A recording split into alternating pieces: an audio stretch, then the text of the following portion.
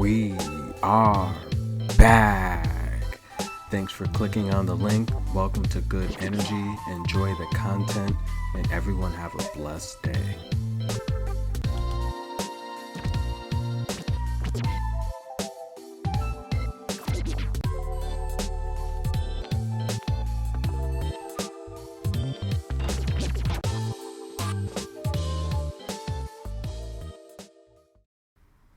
And we are back. Thanks, guys, for all the likes, the comments, the views, and all the love. This is Good Energy. We are back at the BNP Paribas Open, better known as the Indian Wells, and we're going to be taking a look at the quarterfinal matchups. We have two matches today, and tomorrow we will resume with two more.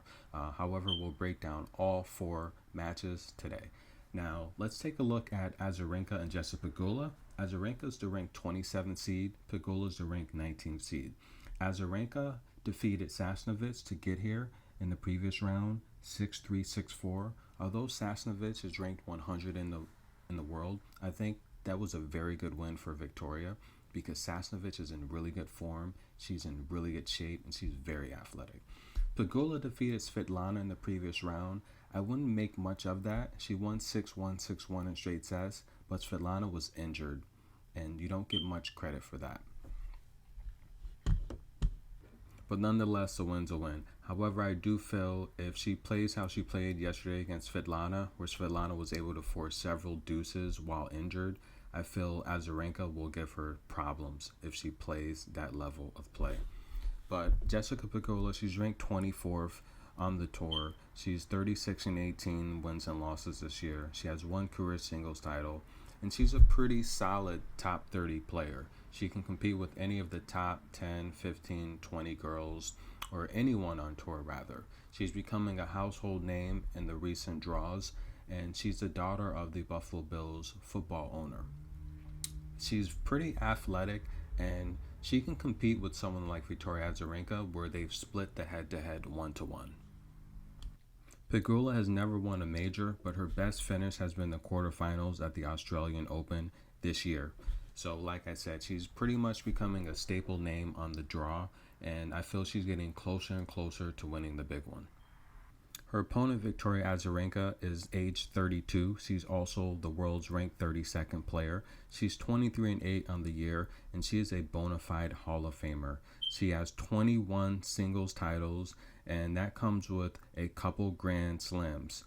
She's won the Australian Open twice. She's finished in the finals at the U.S. Open 3 times as the runner-up, and she's done well at Roland Garros as well as Wimbledon. Victoria Azarenka is high-level quality. In terms of this matchup, they have played before. They've split the head-to-head 1-1 with both of those matches coming this year. Both of them have been tough 3-set matches, and this one has a potential to go 3 sets as well. Victoria Azarenka is battle-tested. She's had several high-quality matches with the likes of Serena Williams, and Serena Williams is actually her best friend on tour. They've come really close together during those tough tournaments that have given fans classic tennis matches that will last for ages. But I do have to pick a winner, and you are looking at her. I feel Victoria Azarenka's win versus Sasnovich yesterday was very impressive. I think Sasnovich is one of the best fit girls on tour right now, in particular this tournament. And Pegula yesterday just did not look good against Svetlana. Svetlana could have easily won more games, and I think she would have easily won the match if she was not injured. Versus Victoria, if she plays that same way, she's going to have trouble, and I think she will. I'm picking Victoria Azarenka to advance into the semifinals. And our next matchup on the day in the quarterfinals will feature Shelby Rogers versus Jelena Ostapenko. Now, in terms of Shelby Rogers' win yesterday against Leylah Fernandez, that was an amazing match. The match went 3 sets. Leylah Fernandez took the first set 6-2, and it looked like she would run away with this. Shelby Rogers, however, bounced back, and she won the second set 6-1, and it looked like she was now in control. The third set would go to a tiebreak, with Rogers winning 7-4. But however, I just think Leylah Fernandez ran out of gas. She's been playing a lot of tennis lately. She did have the crowd on her side, although Shelby Rogers is from this country and she's the daughter of the famous football player. But in terms of that match, I think Shelby Rogers definitely showed she's capable of beating the younger, more athletic players. Jelena Ostapenko had the huge upset against Iga Swiatek, and that was a very impressive match. I think Swiatek has a lot of good fundamentals, and she's very fit. She has one, in my opinion, one of the best 1-2 punches, and she's ranked number 4th on tour. Ostapenko is the world's ranked 29th player. She is 28-17 on the year with 1 singles titles, and she has a career 4 singles titles. And I will not lie to you, Ostapenko is one of my favorite players on tour. She plays with a lot of passion. I definitely, absolutely have a crush on her. I like her. Her passion, I think, is what the game is missing. And you may remember the Tomljanovic Ostapenko blow up at Wimbledon. I think that was good tennis. It was good for TV. The fans enjoyed it. But I love when a player plays with passion and they express it. And I think unlike most of the players on tour, she's not afraid to scream, yell, and let it out when she's being frustrated and having a bad match. That passion may give her the edge here with Shelby Rogers playing today. Shelby Rogers is the daughter of the famous football player, and Shelby Rogers is having a pretty decent year as well. Shelby Rogers is 25-21 on the year. She has a total win-loss record of 265-216. She's been, for the most part, a 500 level player. She has been able to crack the top 50 in the recent year and a half. And this is the matchup here where she's going to be tested mentally and physically. I feel Ostapenko and the way that she intimidates her opponents is underestimated. I did a video on Serena Williams and how her rock back on the baseline intimidates players, how Leylah Fernandez cat pose has been intimidating players. And Ostapenko is one that not only when she serves, she leaves her mouth wide open, I think is a form of distraction. She's not afraid to yell, scream, and bully you on the court. Shelby Rogers, I think her game is a little more timid, a little more quiet. She's had the huge win over Ashley Barty finally, after Ashley Barty has just been beating her so bad in all of these tournaments. I think that was a confidence booster, and she's going to need that going into this match today. But however, I do have to pick a winner. That winner is going to be Jelena Ostapenko, and I see her advancing in 3 sets. The next quarterfinals matchup, please get your popcorn. It's going to be amazing. Paula Badosa versus Angelique Kerber. The 10th seed in Kerber will face Badosa, the 21st seed. Paula Badosa upset Barbara Krejcikova, which was a huge upset. Most people did not think Paula Badosa would win that match, myself included. However, Paula Badosa's form against Corey Goff gave me the confidence to where I thought it was a 50-50 match. Barbara Krejcikova is a great clay player, as well as Paula Badosa, but the courts here have been playing pretty soft, so I felt that took away all of Krejcikova's speed advantage and her 1-2 punch. Badosa advanced in straight sets. Kerber defeated Asa Tomljanovic in what was a fairly simple match. I told all my Patreons, take Kerber. It's going to be a very easy match. Tomljanovic is just not on the level of Kerber. Now, these two will meet in what's going to be an exciting matchup, and I have to pick a winner, unfortunately. Paula Badosa, although she was born in New York City, she represents Spain. She's having a really good year. She's ranked 27th on the tour. She's 35-15. She's been winning a ton of matches. She had a really good leg on the clay season where she won her lone singles title. However, she's going to be playing someone in Angelique Kerber that is experienced, and experience wins big matches like this. In terms of Angelique Kerber, Kerber is no joke. Kerber is the real deal. Although she's age 33, age is nothing but a number. We've seen Kerber win the historic Wimbledon. We've seen Kerber win the Australian Open. We've seen Kerber win the US Open. We've seen Kerber reach the quarterfinals at Roland Garros. Kerber has over 650 wins in her lifetime. She's very experienced. She's very athletic and also strong. However, she's playing someone who is youthful, tall, has a good serve, and very athletic with strength as well in Paula Badosa. This will be a very tough matchup for Kerber. However, I do have to pick a winner, and you are looking at her. I think Kerber's left-handed playing ability is going to give Badosa too many issues. I don't think Badosa is going to have the in-game adjustments that could level her up to a victory here.